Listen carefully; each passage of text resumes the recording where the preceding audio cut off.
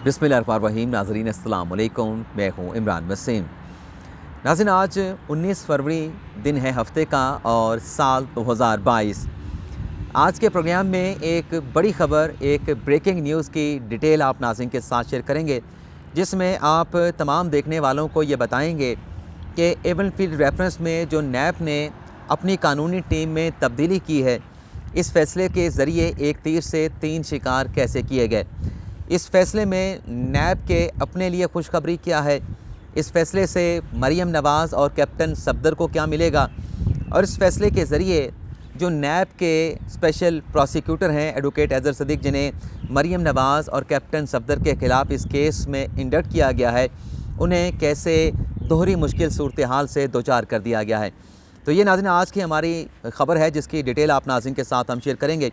लेकिन इससे पहले दो बड़ी अहम ख़बरों की मुख्तसर सी तफसीलात आप नाज़रीन के साथ शेयर करना चाहूँगा। एक ख़बर फैसल वाडा से मुतल्लिक है, दूसरी ख़बर वफाकी हुकूमत से मुतल्लिक है, जो एक बड़े अहम मामले पर एक नया ऑर्डिनेंस जारी करने जा रही है। नाज़रीन, फैसल वाडा के मामले पर डेवलपमेंट ये हुई है कि इलेक्शन कमीशन ने जो नाअहली का फ़ैसला फैसल वाडा के ख़िलाफ़ दिया, जिसके ख़िलाफ़ उन्होंने इस्लामाबाद हाई कोर्ट से रिजू किया, लेकिन वहाँ पर उन्हें रिलीफ ना मिल सका।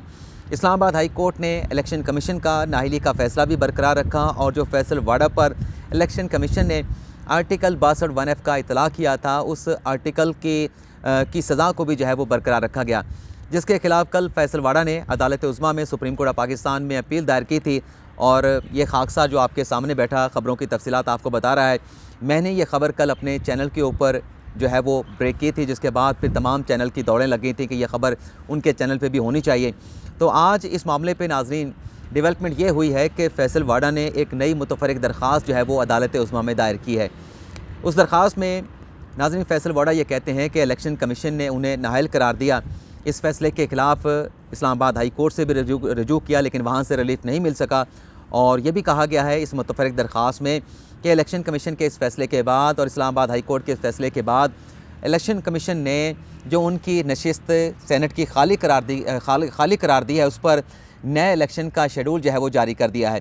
तो अदालत उज़्मा से फैसल वाडा ने यह दरख्वास्त की है कि उनकी जो अपील सुप्रीम कोर्ट में पहुँच चुकी है इलेक्शन कमीशन के फ़ैसले के ख़िलाफ़, इस्लामाबाद हाई कोर्ट के फ़ैसले के ख़िलाफ़, उस अपील को फ़ौरी तौर पे समाअत के लिए मुकर्रर किया जाए। और उसके साथ साथ जो इलेक्शन कमीशन ने शेड्यूल जारी किया है कि 9 मार्च को उनकी खाली होने वाली नशिस्त पर सेनेट का इलेक्शन करवाया जाएगा, उस शेड्यूल को भी रोक दिया जाए। अब देखते ही हैं कि ये दरख्वास्त तो अर्ली हेयरिंग की दायर कर दी गई है। इसे पीर के रोज़, मंगल के रोज़ या आइंदा हफ्ते की इस तारीख़ को समाअत के लिए मुकर्रर किया जाता है। जैसे वो ख़बर आएगी वो भी आप नाज़रीन के साथ शेयर करेंगे। अच्छा, जो पिछले प्रोग्राम में मैं भूल गया था, जिसमें मैंने आपको ये बताया कि खुफिया मुलाकातों की एक नई लहर आई है। जहांगीर तरीन की शहबाज शरीफ के साथ मुलाकात हुई है। उस मुलाकात का मतलब ये है कि जो हम ख्याल ग्रुप हैं, जिसमें 30 से ज़ायद अरकान शामिल हैं, MPs भी हैं, MNAs भी हैं, तो ये एक तरह से शहबाज शरीफ की 30 हुकूमती अरकान के साथ मुलाकात थी। लेकिन मैंने आपको ये भी बताया था कि ये जो जहांगीर तरीन और शहबाज शरीफ की मुलाकात हुई है, किस मकाम पे हुई है। लेकिन एक चीज़ बतानी जो रह गई थी, जो इस प्रोग्राम में आप नाज़रीन के साथ शेयर करने जा रहा हूँ। अजी, ये मुलाकात जो मौलाना फजल रहमान मुलाकात करके आए थे अपना जहांगीर तरीन के साथ, उस मुलाकात के नतीजे में ये फॉलो अप मीटिंग जो है वो शहबाज शरीफ ने की है। अब आप पैटर्न देखें कि मौलाना फजल रहमान पहले काफ लीग के पास जाते हैं, काफ लीग के बाद मुलाकात करने के बाद फिर शहबाज शरीफ जो है वो 2 रोज़ के बाद, 3 रोज़ के बाद जो है वो काफ लीग के साथ मुलाकात करने के लिए चले जाते हैं। इसी तरह से मौलाना फजल रहमान की जहांगीर तरीन के साथ खुफिया मुलाकात होती है, और उसी पैटर्न को फॉलो करते हुए शहबाज शरीफ की भी जहांगीर तरीन के साथ जो है वो खुफिया मुलाकात हुई है। इसी तरह से ज़रदारी की शहबाज शरीफ के साथ मुलाकात हुई, और अब आने वाले दिनों में ज़रदारी साहब जो हैं वो मौलाना फजल रहमान के साथ उनके घर जाएंगे और उनके साथ मुलाकात करेंगे। तो ये एक नया सिलसिला जो है वो जो सियासी माहौल गर्म हुआ है, इसमें खुफिया मुलाकातें जो हैं वो चल निकली, एक नई वेव जो है वो देखने को मिल रही है।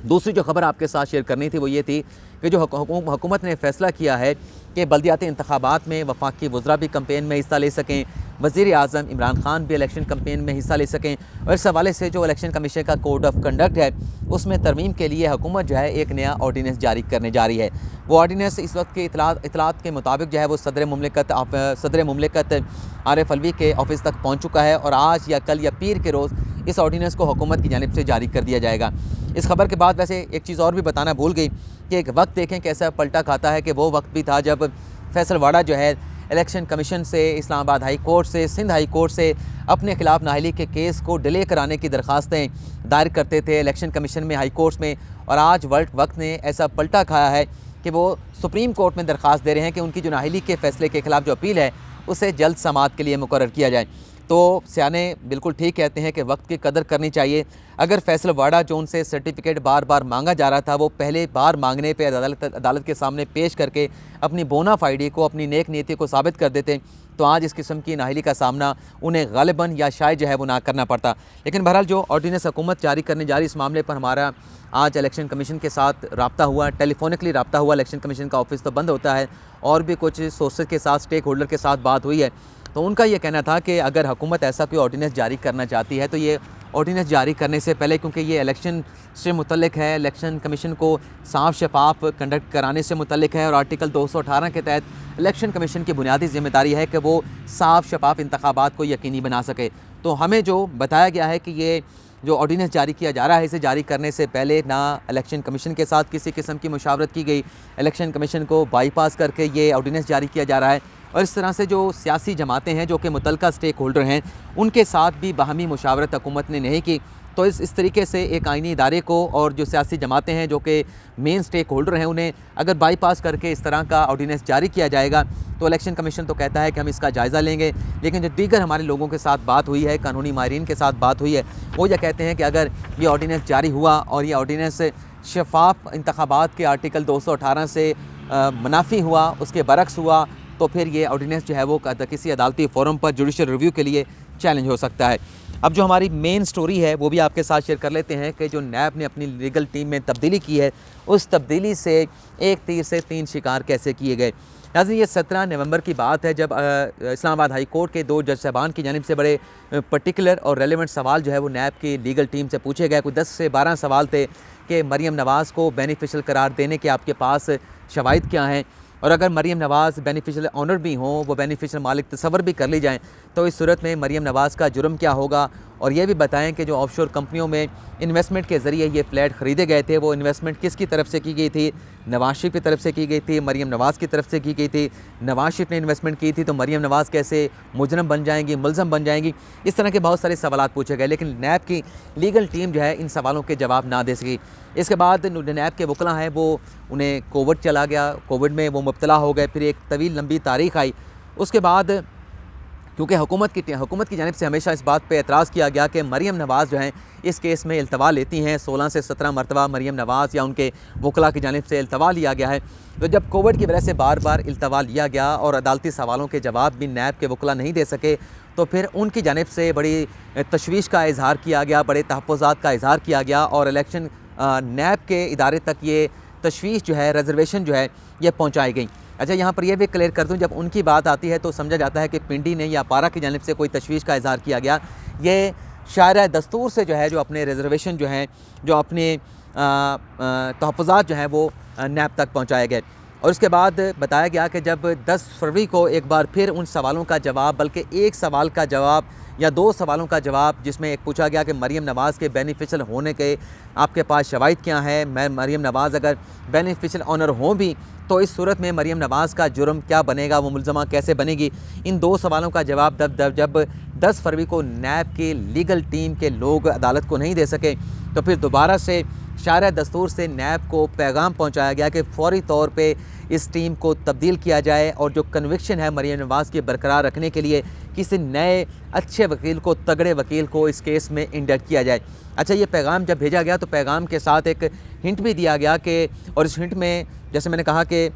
ये बता दिया गया कि आप फ़लाँ वकील है, उसकी आप खिदमात हासिल कर सकते हैं। और इशारा जो दिया गया वो एडवोकेट अज़हर सदीक़ की तरफ दिया गया। और ये इशारा क्यों दिया गया उसकी वजह भी आपको बता देते हैं, क्योंकि एडवोकेट अज़हर सदीक़ साहब जो अपना यूट्यूब चैनल चलाते हैं, उस पर वो बहुत सारे प्रोग्राम में ये दावा कर चुके हैं, बहुत सारे डॉक्यूमेंट्स दिखा चुके हैं कि ये वो डॉक्यूमेंट्स है जिससे ये प्रूव होता है कि मरीम नवाज़ जो है वो लंदन फ्लैट के बेनिफिशियल ऑनर हैं। ये वो डॉक्यूमेंट्स है जो प्रूव करता है कि जो ट्रस्ट डीड है वो जाली है। ये वो डॉक्यूमेंट्स है, ये अज़हर सदीक़ साहब अपने प्रोग्राम में कई मरतबा कह चुके हैं, कागज़ लहरा के दिखा चुके हैं कि मरीम नवाज़ तो उनके ऊपर जो शवाहिद मौजूद हैं वो किसी तरीके से उन्हें केस से बरी नहीं किया जा सकता। अच्छा, जब 10 फरवरी को आखिरी समाअत हुई, बल्कि सेकंड लास्ट समाअत हुई, जिसके बाद एक सोशल मीडिया पे तासुर दिया गया कि गालिबन मरीम नवाज़ को इस केस में रिलीफ देने की कोशिश की जा रही है, मरीम नवाज़ की डील हो चुकी है और नैब की जो टीम है उसने हथियार फेंक दिए हैं, हथियार डाल दिए हैं और जो शवाहिद बार बार अदालत की जानिब से मांगे जा रहे हैं,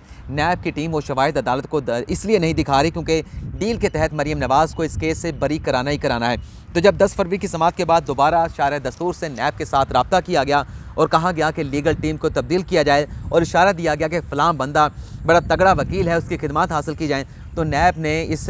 पैगाम को गनीमत जाना, क्योंकि जो शवाहिद हैं, शवाहिद के मुताबिक तो सवाल जो है वो नैब के वकला जो है वो अदालत को नहीं दे पा रहे थे। तो नैब ने ये सोचा कि इस केस में अगर जिस तरह से हमारे ऊपर इल्ज़ाम लगाया जा रहा है कि हम गालिबन कोई डील करने जा रहे हैं, हम किसी डील के तहत शवाहिद पेश नहीं कर रहे हैं, हमारे पास शवाहिद मौजूद हैं, उन शवाहिद को हम अदालत से छुपा रहे हैं, तो नैब ने गनीमत जाना कि उसी बंदे को जो यूट्यूब पे बैठ के बड़े बड़े दावे करता है, उसे इस केस में वकील इंडक्ट कर देते हैं। फिर इन सवालों का जवाब वो खुद आके देगा और जब सवालों के जवाब नहीं देगा तो हमारे ऊपर कम अज़ कम जो है कोई ऐसा इल्ज़ाम नहीं ठहराया जाएगा कि हमने किसी डील के तहत जो डॉक्यूमेंट्स मांगे जा रहे थे उन डॉक्यूमेंट को छुपाया या अदालत को वो डॉक्यूमेंट्स नहीं दिखाए गए। तो उस डील के तासुर भी नैब ने समझा कि वो जो है वो ख़त्म हो जाएगा और रिकॉर्ड से ही तमाम चीज़ें दिखानी है। अगर हमारे पास वो चीज़ें होती तो हम भी दिखा देते। तो एक तो नैब के लिए खुशखबरी है कि अज़हर सदीक़ के आने के बाद अब अगर इस केस में मरीम नवाज़ की बरीअत हो जाती है तो नैब के ऊपर कोई एतराज़ या कोई उंगली नहीं उठा सकेगा। कोई उंगली उठाएगा तो वो अज़हर सदीक़ के ऊपर उठाई जाएगी कि अपने यूट्यूब चैनल पर इतने बड़े दावे करने के बावजूद भी वो इस केस में जो कन्विक्शन हो चुकी थी एहतसाब अदालत से उसका दिफा नहीं कर सके। अच्छा, मरीम नवाज़ को और कैप्टन सफदर को क्या मिलेगा इस केस में? अज़हर के आने से ना जो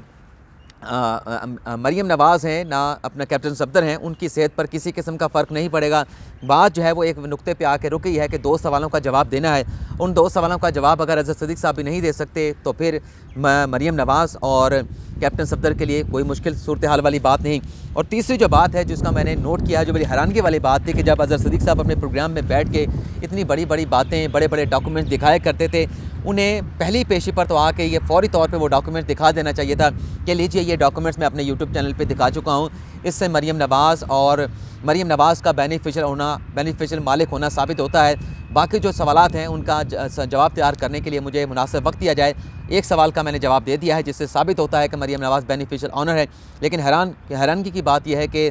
1 माह की तारीख जब मांगी गई तो उस पर कैमरा अदालत में बैठे हुए लोग बड़े हैरान हुए कि वो वकील, वो कानूनी माहिर जो अपने यूट्यूब चैनल पर कहता था कि हमारे पास डॉक्यूमेंट्स मौजूद हैं, सॉलिड केस है मरीम नवाज़ के ख़िलाफ़, वो 1 माह का वक्त क्यों मांग रहा है? कम से कम एक सवाल का जवाब तो उसे आज देना चाहिए था। बाकी सवालों के जवाब के लिए बेशक 1 माह का वक्त मांग लेते। तो ये 3 चीज़ें हैं। अब वो एक दोहरी मुश्किल से दोचार होंगे कि सवालों का जवाब भी देना है, अपनी क्रेडिबिलिटी भी अज़हर सदीक़ साहब ने बचानी है और जो मरीम नवाज़ को कन्विक्शन हुई है उसको भी उन्होंने बरकरार रखना है। देखते ये हैं कि अब जो 21 मार्च तक इस केस की समाअत को मुलतवी किया गया है, तो 21 मार्च को इस केस की तैयारी करके अज़हर सदीक़ साहब जो है वो अपना मुकदमा जो है, अपना केस जो है वो किस तरह से अदालत के सामने जो है वो फॉरवर्ड करते हैं या पेश करते हैं। तो आपसे इजाज़त चाहते हैं। अल्लाह ताला आपका हामी नासिर अपनी दुआओं में याद रखिएगा। अल्लाह हाफ़िज़।